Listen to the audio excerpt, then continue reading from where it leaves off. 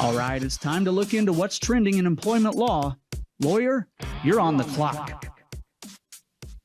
So I've got a few topics I want to talk about today, Phil, and these will transition really nicely into what Jim's going to chat with us about today. And the first one I want to talk about, I've had this on the agenda to discuss literally for the last 2.5 weeks, but then, of course, the Department of Labor came out with its new overtime rule, and the Federal Trade Commission came out with its new rule on non-competes. And so this topic got bumped.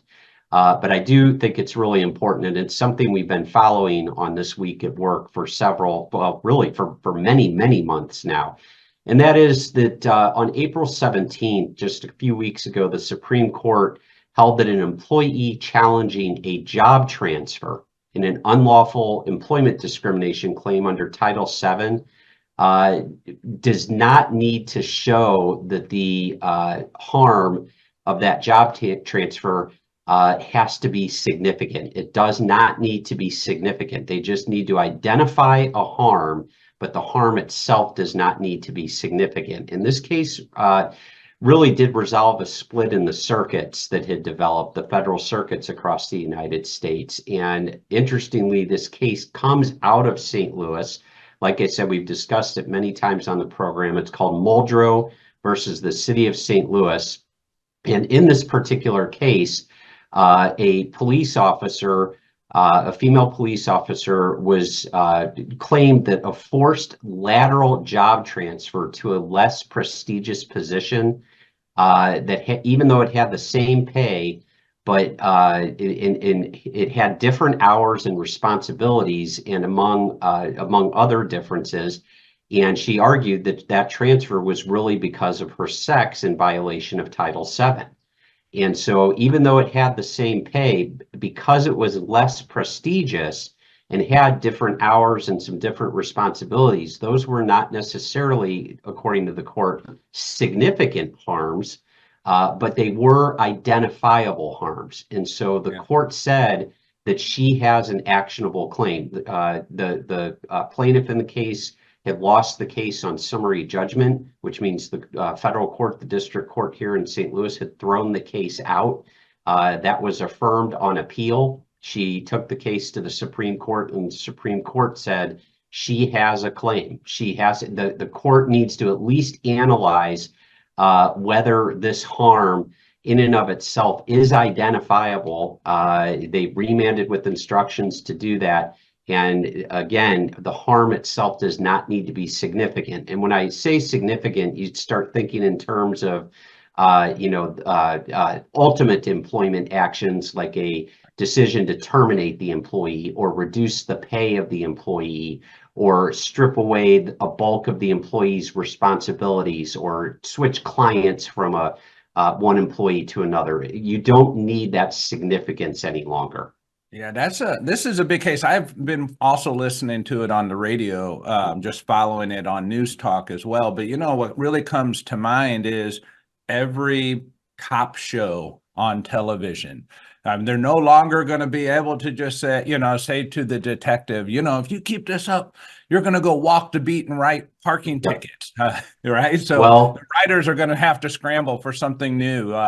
Because that's really what it sounds like. You just can't keep everything else equal and give them a less prestigious job. In the workplace for us, that could be, somebody who is serving in a particular role that's more desirable than others, and then they come back to work for some reason. They've been on leave or for some disciplinary reason. You give them the floor sweeping job, or you move them into a department that's just less desirable to be in, maybe with less skilled people, but you kept their pay the same, you kept their hours the same, you didn't even change it from day shift to night shift.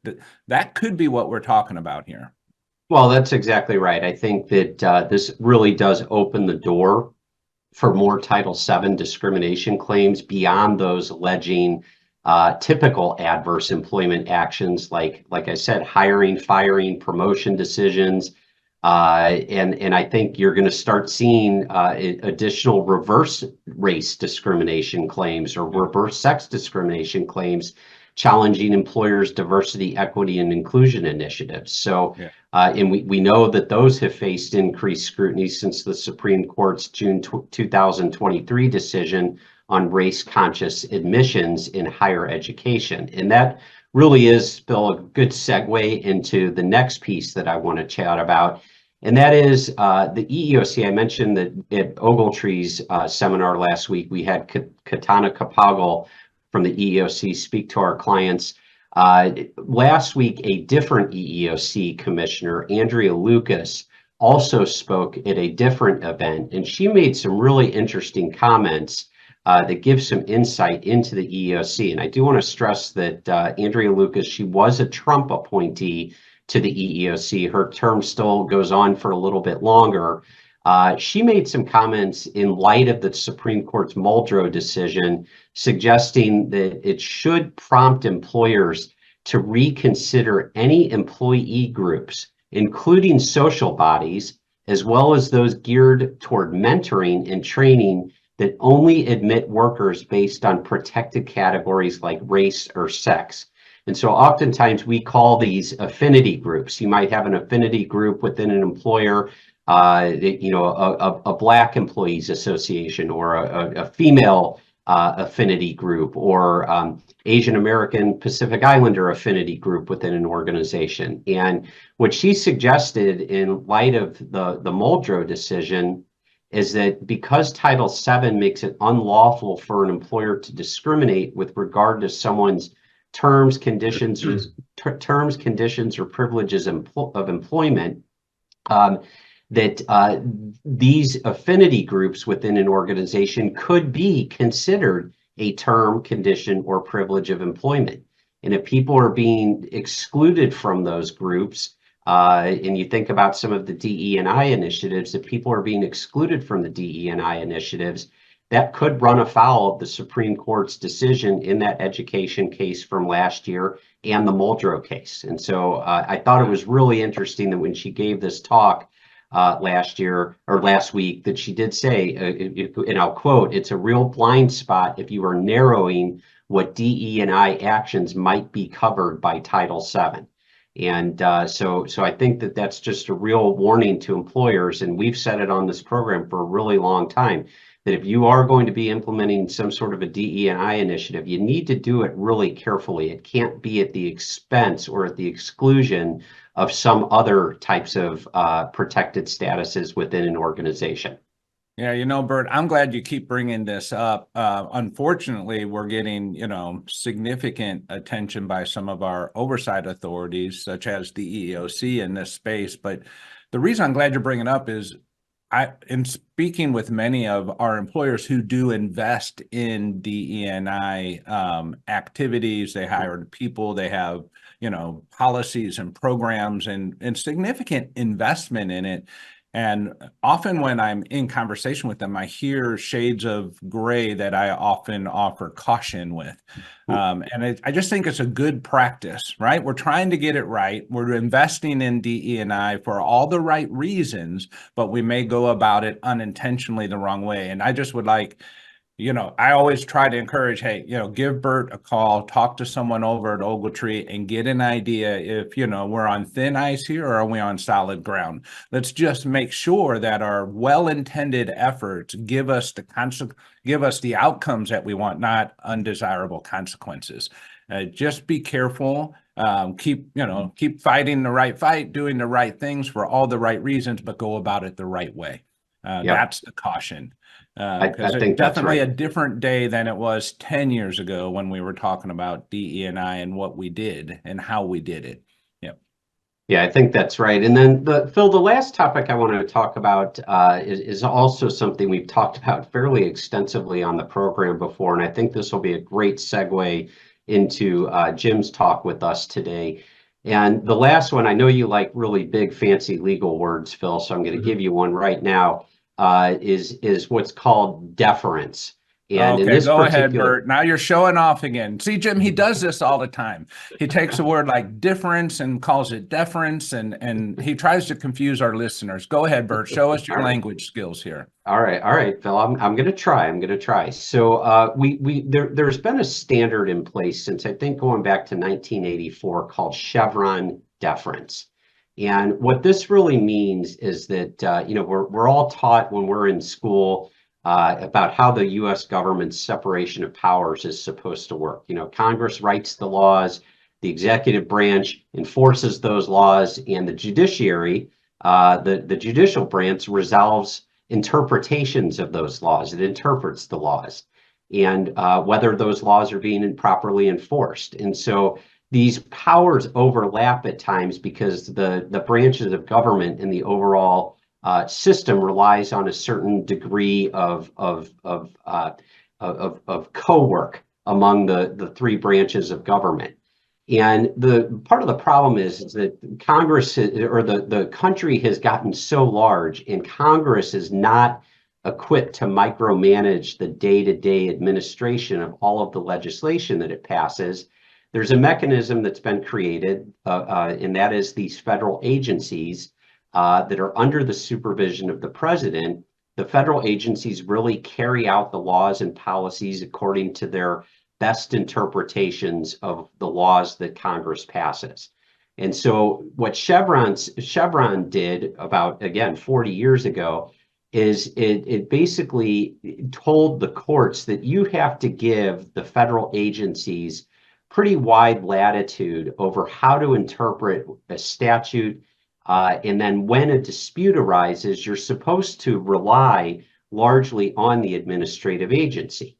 And I think one of the unintended effects of Chevron is that, and this gets to what we've talked about many, many times on the program, is that every 4 to 8 years when the presidential administration changes, is that pendulum for employers swings back and forth pretty wildly. And it's really started swinging more wildly going back to 2008 during Obama's first term, and then really shifted dramatically during Trump, and then it shifted back dramatically the other way under Biden.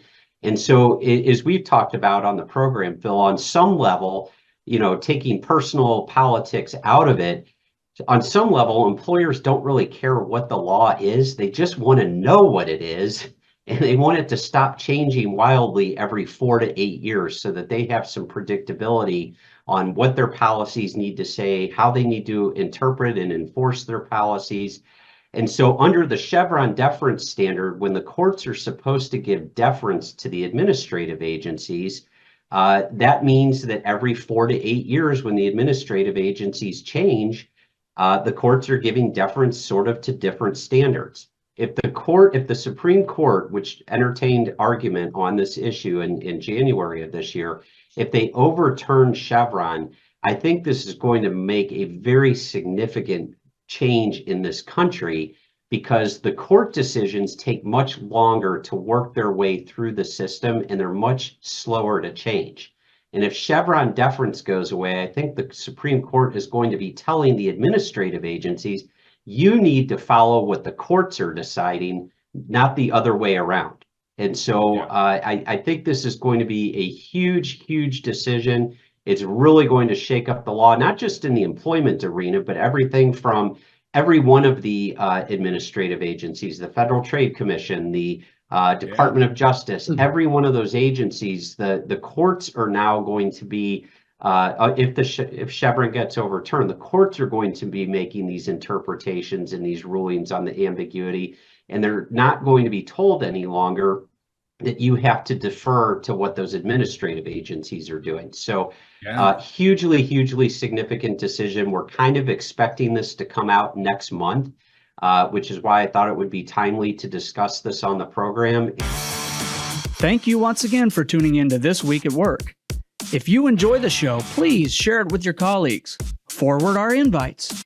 Share the link aimea.org/thisweekatwork, or follow or subscribe wherever you get your news and entertainment, like LinkedIn, YouTube, Spotify, Apple Podcasts. We're everywhere you are.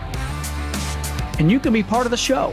Send your questions and comments anytime to info@thisweek.work. We'll see you next week, 7:30 a.m. Central Time, when we discuss what's happening this week at work.